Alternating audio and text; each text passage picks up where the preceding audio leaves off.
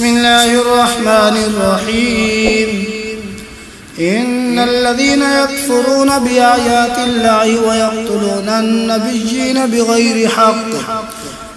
بغير حق ويقتلون الذين يأمرون بالقسط من الناس فبشرهم بعذاب أليم.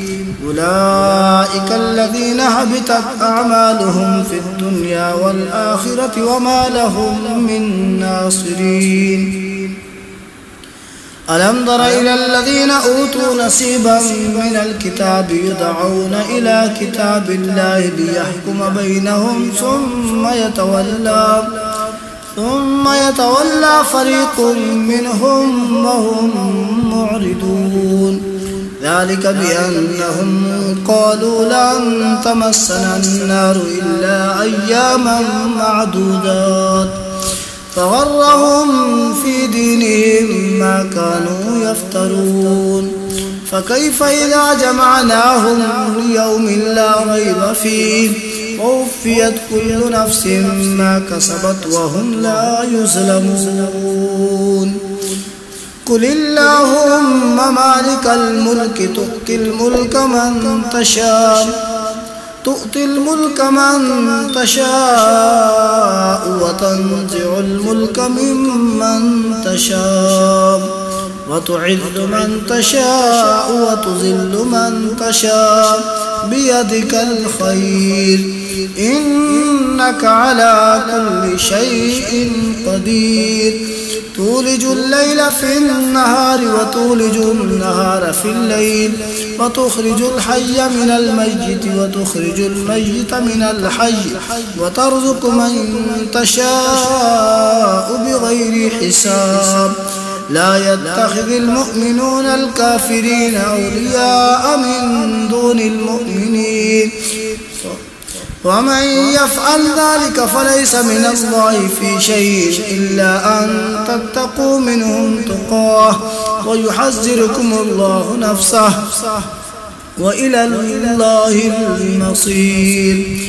قل إن تخفوا ما في صدوركم أو تبدوه يعلمه الله ويعلم ما في السماوات وما في الأرض والله على كل شيء قدير.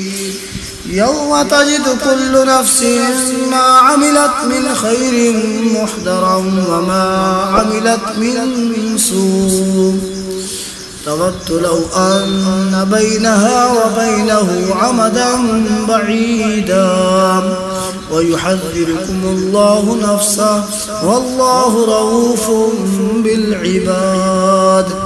قل إن كنتم تحبون الله فاتبعوني يحببكم الله ويغفر لكم ذنوبكم والله غفور رحيم.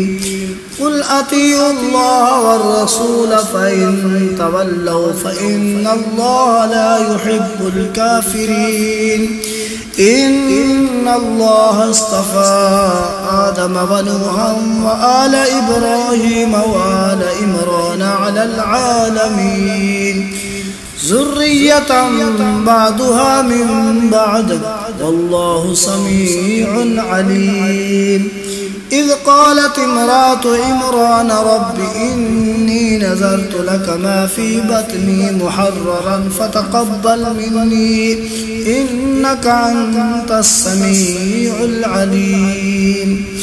فلما ودعتها قالت رب إني ودعتها أنثى والله أعلم بما ودعت وليس الذكر كالأنثى وإني سميتها مريم وإني أعيذها بك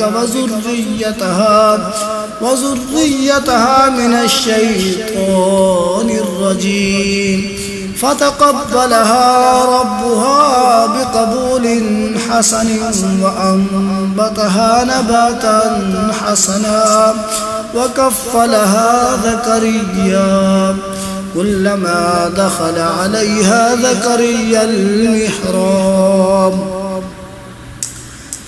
وجد عندها رزقا قال يا مريم أنى لك هذا قالت هو من عند الله إن الله يرزق من يشاء بغير حساب هنالك دعا زكريا ربه قال رب هب لي من لدنك ذرية طيبة إنك سميع الدعاء فنادته الملائكة وهو قائم يصلي في المحراب